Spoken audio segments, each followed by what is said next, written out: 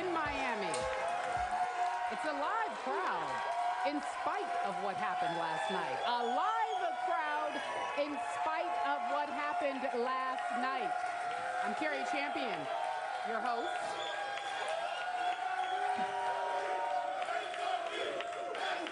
What? What's that? I'm hearing beat the heat. Beat the heat? Beat the heat. Beat the heat. Beat the heat. Let's go heat. Let's go heat. Oh, okay. Well, we want to say, first of all, thank you so much for coming out in spite of Game 3. So thank you, Miami. Thank you. Thank you. I'm Carrie Champion. We'll start by shaking this man's hand for showing up today. Stephen A. Smith, give it up for your mayor, ladies and gentlemen. You know, I thought that by this morning you would have been impeached as the mayor of South Beach after that debacle last night at American Airlines. Was there some thought that maybe this man should be run out of South Beach? If you remember,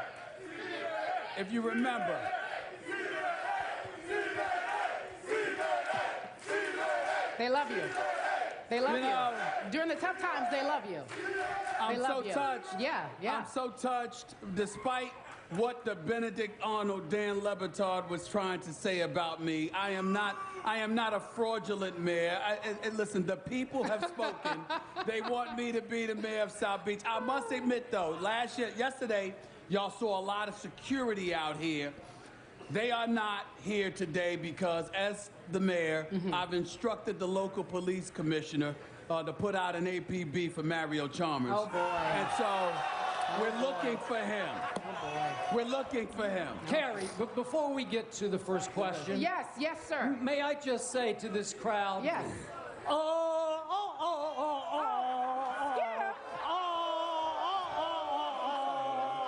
He is so mean.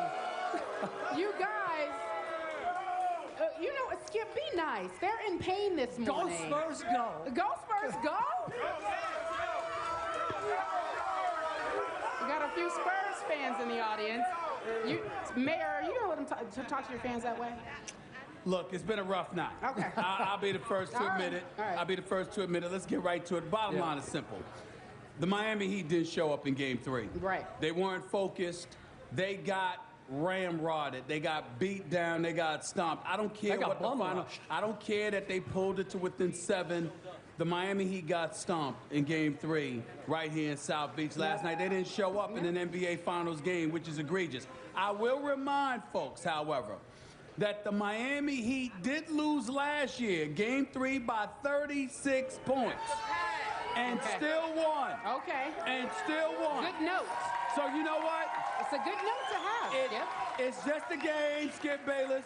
Mere bag of shells. It's just a mere bag of shells. It's no big deal. We're not going to repanic. We're not going to overreact. It's just one game. What? But, hold on, y'all. A couple of points that need to be made. Okay. Kawhi Leonard was the best player on the court last night. LeBron James scored 14 of the Heat's first 20 points and then spent the next 3 quarters totaling a grand total of 8 points. He seemed, and now he's not overrated, he seemed human, he seemed tired. Yeah, he all was right? very gassed. Dwayne Wade, obviously that knee is bothering him more than he let on. Chris Bosh only had 12 touches. I don't understand. Because to me, what this game comes down to is 2 people more than anybody else. There were defensive lapses. The Miami Heat seemed incapable of stopping the juggernaut that was the Miami Heat. Kawhi Leonard scored 13 points in a 17-4 run in the first quarter. Miami, in my estimation, never recovered from that. But also, your inability to stop San Antonio was bad enough. But here's what it comes down to. It's 2 names that come to my mind. And it breaks my heart to say this because I genuinely like both, and both have produced on too many occasions to sit there and condemn them. But I thought Mario Chalmers has been flagrantly absent throughout this postseason, and especially the first 3 games in the first 3 games of these NBA Finals. He has a grand total of 8 points. That's less than 3 points per game. Norris Cole has a grand total of 10 points. Combined, they have scored 18 points in the first 3 games. That is 0 production from your point guard. You can't have 0 production from the point guard spot and win an NBA Finals game. It simply cannot happen. So, and to me, Eric Spoelstra continuing to put them in this game, specifically Mario Chalmers, is inexplicable to me.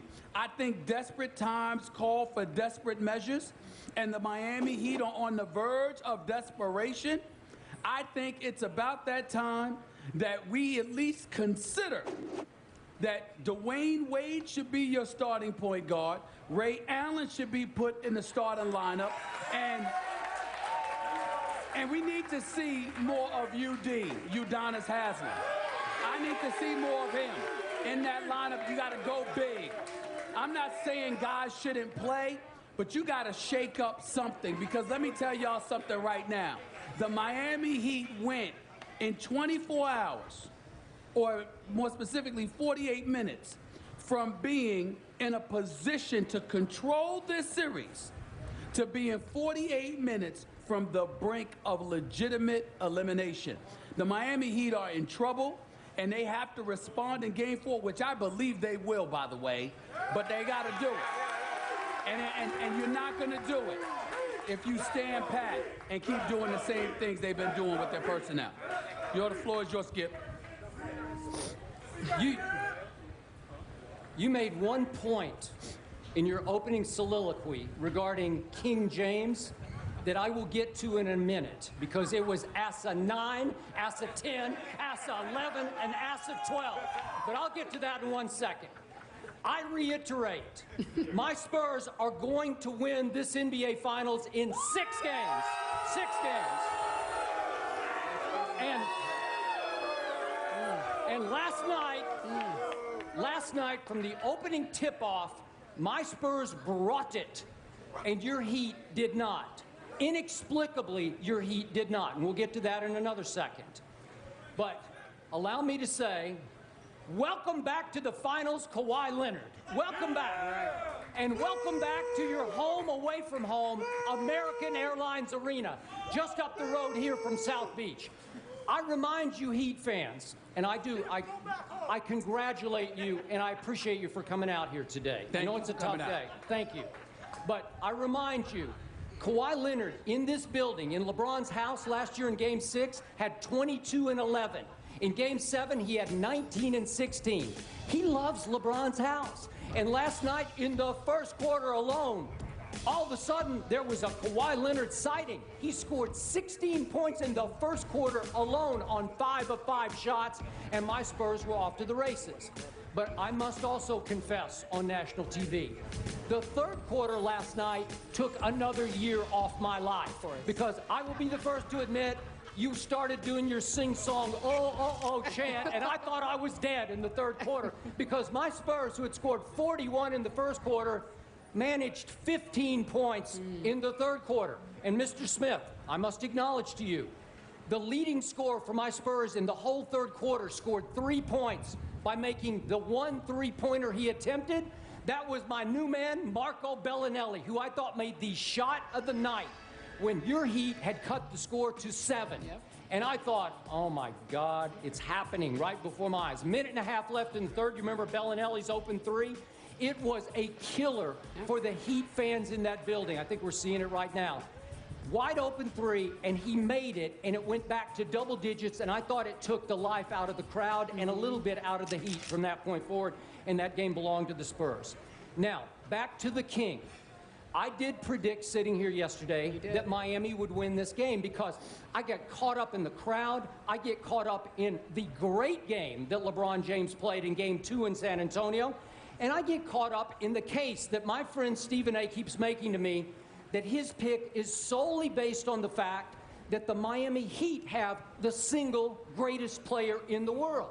And so I say, okay, we're back in Miami for Game 2. And I must admit, I started feeling like everybody out here was smelling Heat in 5 yesterday, like smelling Victory Parade. Sure. And so I'm thinking, I'm going to jump on here. I'm going to jump on the bandwagon. And hopefully, because the Heat do watch the show, maybe they'll start feeling a little overconfident, a little front-running here. And I think that's exactly what happened, because my Spurs are the most dangerous when you write them off. Now, back to King. You said that, dare you say, he got a little tired? In Game 3 of the NBA Finals, I'm supposed to sit back and accept that King James got tired? Stephen A., I'm sorry. If I acknowledge he's the greatest player in the world, then he deserves the bulk of the blame last night. Because in the end, Mario Chalmers is not the point guard of this team.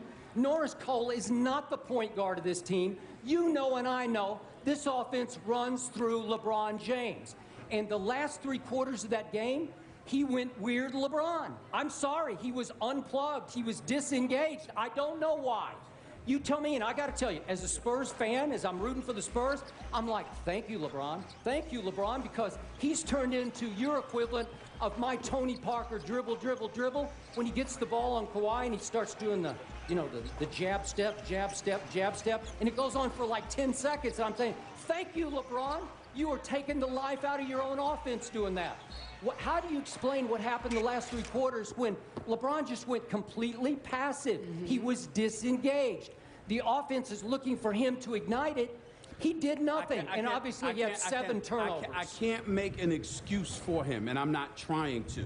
All I'm doing is observing what I saw and acknowledging what I saw. When I saw the Miami Heat reeling, LeBron James has scored 14 of their first 20 points. He scored the points, and he was walking downfield, but it wasn't with a swag. He was walking because literally he just looked fatigued. He just did. How can that happen to one of the fittest athletes in the world? What I'm telling you is this. Again, it's not an excuse. I'm not saying that there's an excuse for it. I'm saying it's a point in fact. If you have been carrying this team all season long, sometimes you can get to a point where you appear to have hit a wall. And my point to you is physically, especially when they got down 20 and then 25, you just saw guys walking to the bench. You've got in Greg Cody's column this morning. He says, quote, lead, LeBron James is a body language guy. He may not think so, but you can look at it and it tells you an entire story. You saw him walking to the bench. You saw him walking down court. The spry in his step, it just didn't appear to be there. And not only that, and again, it's not an excuse. I'm not saying that you look at it and say, all right, then it's acceptable. No, it is the finals. Yeah, you're trying to win a championship. This ain't the time for that. But there is something to be said when a lead is climbing, when you see a guy like Kawhi Leonard gets going, when Danny Green hits all 6 of his shots, and you just see the San Antonio Spurs shooting at 76% in the first half. You're LeBron, you're like, damn. Okay, so wait. I might need some help, and I don't have it. Okay, so you're saying he mentally quit? No, I'm not accusing him of quitting. I mean, that's kind of where you're going with this. No, where I'm going with it is that sometimes you can be overwhelmed. Again, no excuses. This is the finals. But I'm never going to accuse somebody of his greatness of quitting. I'm telling you that sometimes, some moments, you don't have it. And when I looked at him last night over those last 3 quarters, when I looked at most of the Heat, I saw mistakes Ray Allen made that he doesn't customarily make. I saw mistakes that Dwayne Wade made in terms of turnovers he doesn't customarily make. Eric Spoelstra, to me, stayed with guys too long and de-emphasized getting Chris Bosh the ball. Now, that had a lot to do with the early deficit that they accumulated, but nevertheless, you got to stay the course. They didn't do it. There was a lot of errors, but I did find myself looking for LeBron James to sit there and say, you know what? Kawhi Leonard is doing this. I got a match, if not eclipse this and bring it. And that didn't happen. So you're right about that. But again, when you got to carry the load and other guys ain't stepping up, it's a problem. For me. The other day, LeBron said he has become the easiest target in sports. So I sit here and I try to be objective, maybe cruelly objective, coldly objective, but I'm saying when the greatest player in the world goes the last 3 quarters with 7 turnovers in those 3 quarters and only 8 points, in a game that it looked like the Heat were charging to make a big, like all-time great comeback in. I'm saying he deserves the bulk of the criticism. Am I being unfair today? You're not being unfair. I respectfully disagree, but I don't think you're being unfair. I don't blame anybody for feeling that way, but I'm again, just like I was talking to Isaiah Thomas after the game, a two-time champion, a Hall of Famer. As a point, you can boo all the hell you want. You don't know basketball if you booing that. But let me tell you something right now. The point that he made was very, very valid. You can't win, even though LeBron handles the ball a lot, there are other guys, particularly the Mario Chalmers of the world. Mario Chalmers has made a career of making big shots and stepping up in big moments. This is not the Mario Chalmers I know. He has not shown up. Somebody, you can't play 4-on-5 against the San Antonio Spurs. You need all 5 guys. All right, the storyline going into the show, obviously into this series, is best team versus best player. Last night, arguably, not even arguably, Kawhi Leonard was the best player. 29 points, 2 assists, 2 steals, 2 block shots. Spurs win, 111-92. We already know that. Coming up next, though, we have an NBA veteran joining us at the Pick'em board. Roger Mason Jr. is here. Give it up.